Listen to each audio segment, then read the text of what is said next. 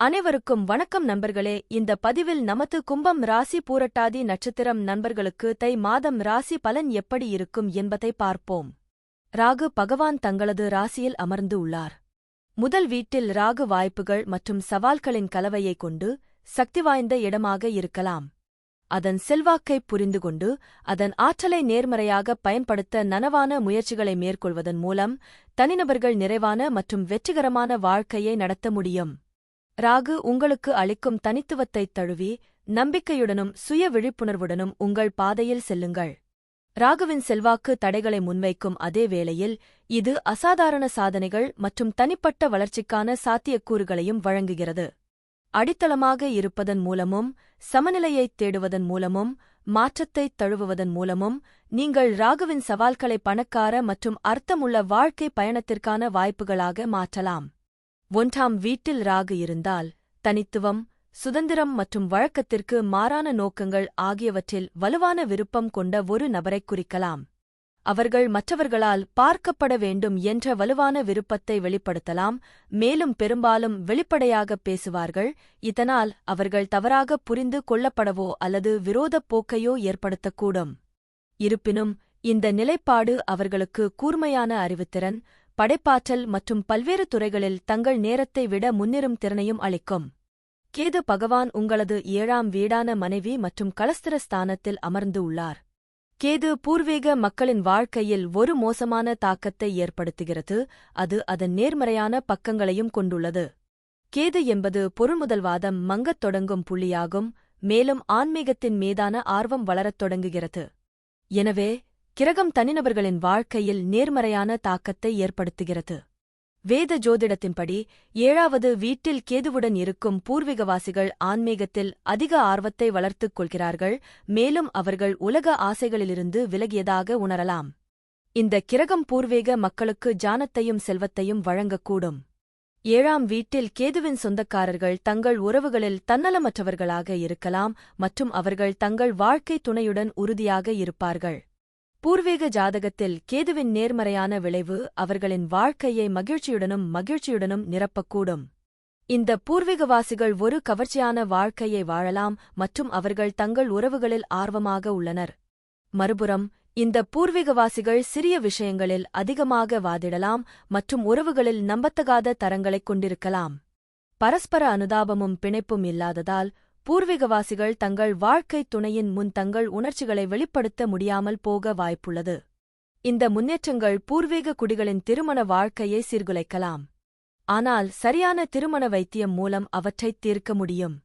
2ஆம் வீட்டில் சனி பகவான் இருந்தால் அது ஜாதகரின் குடும்பம், நிதி நிலைமை, பேச்சு மற்றும் கல்வி ஆகியவற்றில் சில முக்கியமான விளைவுகளையும் சில சவால்களையும் தரும்.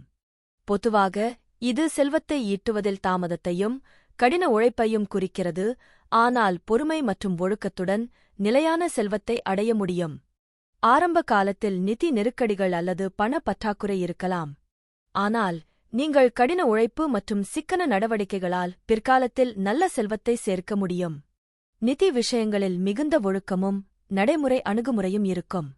குடும்ப உறவுகளில் கருத்து வேறுபாடுகள் அல்லது பிரிவுகள் ஏற்படலாம். குடும்பச் சூழல் மிகவும் கண்டிப்பானதாகவும் கட்டுப்பாடுகள் நிறைந்ததாகவும் இருக்கலாம்.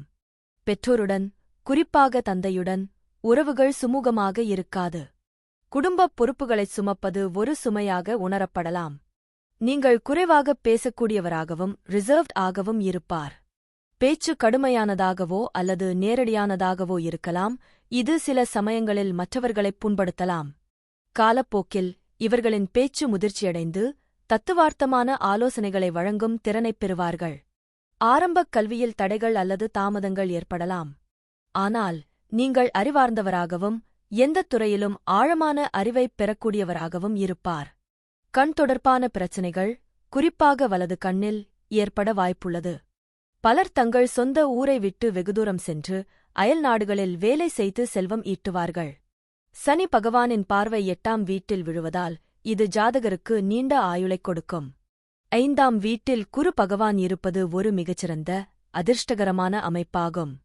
5ஆம் இடம் என்பது பூர்வ புண்ணிய ஸ்தானம், புத்திரஸ்தானம், அறிவு, அதிர்ஷ்டம், கலைகள் மற்றும் குலதெய்வ அருளைக் குறிக்கும் இடமாகும். இங்கு சுப கிரகமான குரு அமர்வது பல நன்மைகளைத் தரும். நீங்கள் மிகுந்த அதிர்ஷ்டசாலியாக இருப்பார். சமூகத்தில் நல்ல பெயரும் புகழும் உண்டாகும்.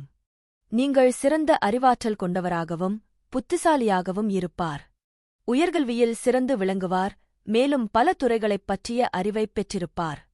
இந்த இடம் புத்திரஸ்தானம் என்பதால் குரு இங்கு இருப்பது பொதுவாக நல்ல குழந்தைப் பேற்றைக் குறிக்கும். குழந்தைகள் அறிவார்ந்தவர்களாகவும் கீழ்ப்படிபவர்களாகவும் இருப்பார்கள். சில சமயங்களில் காரகோ பாவ நாஸ்தி விதிப்படி ஒரு குறிப்பிட்ட காரக கிரகமே அந்த வீட்டிற்கு அதிபதியாகவோ அல்லது அங்கேயே அமர்ந்தாலோ புத்திர பாக்கியத்தில் சிறிது தாமதம் அல்லது தடைகள் ஏற்படலாம். ஆனால் 5ஆம் அதிபதி பலமாக இருந்தால் இந்த பிரச்சினைக்கு இடமில்லை.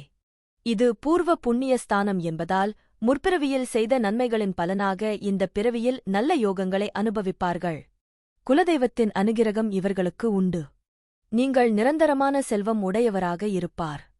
குடும்பத்தை நேசிப்பவராகவும் குடும்ப உறுப்பினர்கள் வளமான வாழ்க்கை வாழ்பவர்களாகவும் இருப்பார்கள். கலைகளில் ஆர்வம் இருக்கும்.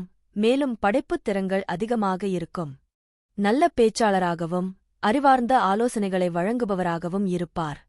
சமூகத்தில் கரவம் மிக்க பதவிகள் கிடைக்கும். சில சமயங்களில் வயிற்றுத் தொல்லைகள் அல்லது குடல் தொடர்பான பிரச்சினைகள் ஏற்பட வாய்ப்புள்ளது. புதன் பகவான் உங்களது 12ஆம் வீடான விரயஸ்தானத்தில் அமர்ந்து உள்ளார். 12ஆம் வீட்டில் உள்ள புதன் உயர் கல்வி மற்றும் தத்துவ மற்றும் மறைவான கற்றலை தருகிறார். 12ஆம் வீட்டில் புதன் செல்வதால் செல்வம் மற்றும் பயணங்கள் மற்றும் வெளிநாட்டில் குடியேறும் வாய்ப்பு. தொழில்முறை முன்னணியில் நீங்கள் ஒரு முன்னணி பாத்திரத்திற்குத் தொடங்கிய ஒரு சிறிய நிலையில் இருந்து உங்களை அழைத்துச் செல்லும் வளர்ச்சியைக் கொண்டு வருகிறது. 12ஆம் வீட்டில் உள்ள புதன் உங்களுக்கு உயர்கல்வி, தத்துவக் கற்றல், ஆவிகளுடன் தொடர்பு மற்றும் மறைவான கற்றல் ஆகியவற்றை வழங்குகிறது. வேறொரு உலகத்திலிருந்து தகவல்களைப் பெறுவதற்கும் அதை நிஜ உலகத்துடன் தொடர்பு கொள்வதற்கும் வலுவான மனநலத் திறனை நீங்கள் கொண்டிருப்பீர்கள். உங்கள் தர்க்கரீதியான மற்றும் பகுப்பாய்வு மனமானது கற்பனை உலகில் இருந்து வருகிறது. இது பலரால் புரிந்து கொள்ள முடியாது. அதனால்தான் உங்கள் புத்திசாலித்தனம் தவறாக புரிந்து கொள்ளப்படுகிறது. 12வது வீடு என்பது அனைத்து வகையான இழப்புகள், அன்பு, பணம், அறிவு போன்றவற்றின் வீடு. இது ஆன்மீகத்தின் உண்மையான வீடு. இது உங்களை மற்ற பகுதிகள் மற்றும் பரிமாணங்களுடன் இணைக்கிறது மற்றும் நமக்குத் தெரியாத விஷயங்களைக் குறிக்கிறது. அது வெளிநாட்டு வீடு. 12வது வீட்டில் உள்ள புதன் உங்களை மற்றவர்களுடன் தொடர்பு கொள்வதைக் குறைக்கும். மிகவும் கூச்ச சுபாவம் உள்ளவராகவும் தகவல் தொடர்புகளில் இரகசியமாகவும் இருக்கும். அதே சமயம் நீங்கள் தனிமைப்படுத்தப்படுவீர்கள். 12ஆம் வீட்டில் புதன் உங்கள் பேச்சில் இழப்பைக் கொடுக்கும். ஒன்று உங்களுக்கு பேசுவதில் சிக்கல் இருக்கும் அல்லது நீங்கள் அதிகம் பேச மாட்டீர்கள். இந்த வேலை வாய்ப்பு உங்களை ஒரு வெற்றிகரமான எழுத்தாளராக மாற்றுவதற்கான சிறந்த இடங்களில் ஒன்றாகும். உங்களது கற்பனை நுண்ணறிவை வார்த்தைகளாக வைத்து அனைவருடனும் தொடர்பு கொள்ளலாம். புதன் என்பது பேச்சு. உங்கள் பேச்சு தனிமைப்படுத்தப்பட்டால் கைகள் மூலம் தொடர்பு கொள்வதற்கான சிறந்த வழி. உங்கள் உண்மையான செறிவு கற்பனை மற்றும் நிழலிடா மண்டலத்திலிருந்து வருகிறது. ஆவி வழிகாட்டியிலிருந்து செய்திகளைப் பெற நீங்கள் ஆண்டனாவைப் போல ஆகிவிடுவீர்கள். அறியாதவற்றை அறிய உங்கள் உள்ளுணர்வு சக்தியை திறக்க முடியும் என்பதால் நீங்கள் ஒரு வெற்றிகரமான ஜோதிடராக முடியும். நீங்கள் உங்கள் மனதைப் பயன்படுத்தும்போது அது தனிமைப்படுத்தப்பட வேண்டும். மேலும் மக்களால் சூழப்படக்கூடாது. 12ஆம் வீட்டில் உள்ள புதன் உங்களுக்கு வெளிநாட்டு செட்டில்மெண்ட் மற்றும் வெளிநாட்டு நாணயம் மற்றும் வர்த்தகம் மூலம் வருமானம் தருகிறார். தற்பொழுது செவ்வாய் பகவான் உங்களது 12ஆம் வீடான விரயஸ்தானத்தில் அமர்ந்து உள்ளார். 12ஆம் வீட்டில் உள்ள செவ்வாய் ஆழ் மனதில் தொலைந்து ஆன்மீகம், கல்வி, கலாச்சாரங்கள் போன்ற பல்வேறு விஷயங்களை ஆராய்கிறார். அவரது குழப்பமான மனநிலையின் அமைதிக்காக. இருப்பினும் பூர்வீகவாசிகள் தங்களுக்கு எந்த ஒரு பாதையையும் தேர்ந்தெடுக்க முடியாது. 12வது வீடு தனிமைப்படுத்தப்படுவதைக் குறிக்கிறது. 12ஆம் வீட்டில் செவ்வாய் கனவுகள், கற்பனை மற்றும் இன்பங்களின் வீடாகும். இது அவர் அல்லது அவள் ஆற்றலை செலுத்தும் பாலியல் செயல்பாடுகளில் பூர்வீகத்தின் ஈடுபாட்டைக் காட்டுகிறது. 12ஆம் வீட்டில் செவ்வாய் இருக்கும் பூர்வீகவாசிகள் வேலை நோக்கங்களுக்காக தொடர்ந்து வெளிநாடுகளுக்குச் செல்ல வேண்டியிருக்கும். அங்கு அவர்கள் செவ்வாய் கிரகத்திலிருந்து தங்கள் ஆற்றலை உற்பத்தி செய்யும் வேலை வாழ்க்கையாக மாற்றுவார்கள். 12வது வீட்டில் செவ்வாய் பூர்வீக உலகில் இருந்து தனிமைப்படுத்தப்படுவதைக் காட்டுகிறது. இது பூர்வீகம் ஒரு ஆராய்ச்சியாளராகவோ அல்லது வெளிநாட்டில் தனியாக பணிபுரியும் கள விஞ்ஞானியாகவோ இருக்கலாம். பூர்வீகம் கற்பனை மற்றும் தெளிவான படைப்பு யோசனைகளால் ஆசீர்வதிக்கப்படலாம், அது அவரை ஒரு பிரபலமான மற்றும் படைப்பாற்றல் எழுத்தாளராக மாற்றும். 12ஆம் வீட்டில் இருந்து செவ்வாய் 7ஆம் வீட்டைப் பார்க்கும்போது அது திருமணத்தைப் பாதுகாக்கும் அல்லது பல திருமணங்களைத் தரும். இருப்பினும், இவரது பங்குதாரர் வாக்குவாதம், ஆதிக்கம் மற்றும் அவருக்கு சவாலாக இருப்பார். தற்பொழுது சுக்கிர பகவான் உங்களது 12ஆம் வீடான விரயஸ்தானத்தில் அமர்ந்து உள்ளார். 12வது வீட்டில் உள்ள சுக்கிரன் ஆழ்ந்த உணர்ச்சி உணர்திறன், மறைந்திருக்கும் திறமைகள், இரக்கம் மற்றும் தன்னலமற்ற அன்பிற்கான வலுவான ஆசை ஆகியவற்றைக் குறிக்கலாம், ஆனால் மற்ற அம்சங்களைப் பொறுத்து கடந்தகால உறவுகள், இரகசிய போக்குகள் அல்லது மறைக்கப்பட்ட ஆசைகளை விடுவிப்பதில் சவால்களைக் குறிக்கலாம். விளக்கப்படத்தில் உள்ள கிரகங்கள் அடிப்படையில் காதல் மற்றும் மகிழ்ச்சியுடன் கூடிய ஒரு சிக்கலான உறவு பெரும்பாலும் நுட்பமான அல்லது திரைக்குப் பின்னால் உள்ள வழிகளில் வெளிப்படுத்தப்படுகிறது. நேர்மறை விளக்கங்கள்: ஆழ்ந்த உணர்ச்சி இணைப்பு, பச்சாதாபம் மற்றும் ஆழமான மட்டத்தில் மற்றவர்களைப் புரிந்துகொள்வதற்கான வலுவான திறன், பெரும்பாலும் ஆழமான, அர்த்தமுள்ள உறவுகளுக்கான விருப்பத்திற்கு வழிவகுக்கிறது. கலை நாட்டம், இசை, ஓவியம் அல்லது நடனம் போன்ற கலை நோக்கங்களில் படைப்பாற்றலுக்கான சாத்தியம், பெரும்பாலும் மறைக்கப்பட்ட அல்லது மாயத்தரத்துடன். ஆன்மீக ஆழம், ஆன்மீகத்தின் மீதான இயல்பான நாட்டம் மற்றும் உறவுகளில் உயர்ந்த அர்த்தத்தைத் தேடுவது. கவர்ச்சி மற்றும் கவர்ச்சி, மற்றவர்களை ஈர்க்கும் நுட்பமான வசீகரத்துடன் கூடிய கவர்ச்சியான ஆளுமை. பெருந்தன்மை மற்றும் பரோபகாரம், மற்றவர்களுக்கு உதவ ஆசை மற்றும் அழகு மற்றும் நல்லிணக்கத்தை ஊக்குவிக்கும் காரணங்களில் பங்களிக்க வேண்டும். தற்பொழுது சூரிய பகவான் உங்களது 12ஆம் வீடான விரயஸ்தானத்தில் அமர்ந்து உள்ளார். 12ஆம் வீட்டில் சூரியன் தீவிர ஆன்மீகம். அவர்கள் தொடர்ந்து தங்கள் ஆளுமையில் வேலை செய்வதாகவும் தங்களை மாற்றிக் கொள்வதாகவும் நம்பப்படுகிறது. அவர்கள் தெரிந்தோ தெரியாமலோ தங்கள் கடந்தகால வாழ்க்கையிலிருந்து பெற்ற தங்கள் குணாதிசயங்களை மறுவடிவமைக்கிறார்கள். மனநலம் பாதிக்கப்பட்டவர்களிடமும் கடந்தகால வாழ்க்கையில் அவர்கள் செய்த தீய கர்மாவின் விளைவுகளை எதிர்கொள்ளும் துரதிருஷ்டவசமானவர்களிடமும் அவர்கள் மிகவும் அன்பாக இருப்பதும் தெரிகிறது. ஜாதகத்தில் 12ஆம் வீட்டில் சூரியன் தனிமைப்படுத்தலாம். அந்த நபர் ஒழுக்கமானவராக இருப்பார் மற்றும் அவர்களின் தொழில் மற்றும் ஆன்மீகம் தொடர்பான அனைத்து விதிகள் மற்றும் கட்டுப்பாடுகளையும் மிகக் கடுமையாக கடைப்பிடிப்பார் என்று கூறலாம்.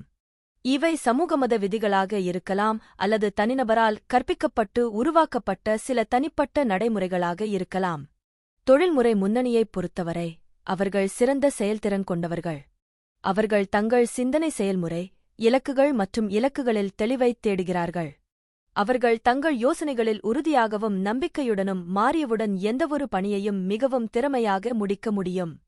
நட்சத்திர நடிகர்களாக இருப்பதற்கான அனைத்து திறன்களும் தகுதிகளும் அவர்களிடம் உள்ளன. அவர்கள் கடின உழைப்பாளிகள் மற்றும் அவர்களின் தொழில்முறை அணுகுமுறையில் அர்ப்பணிப்புடன் உள்ளனர்.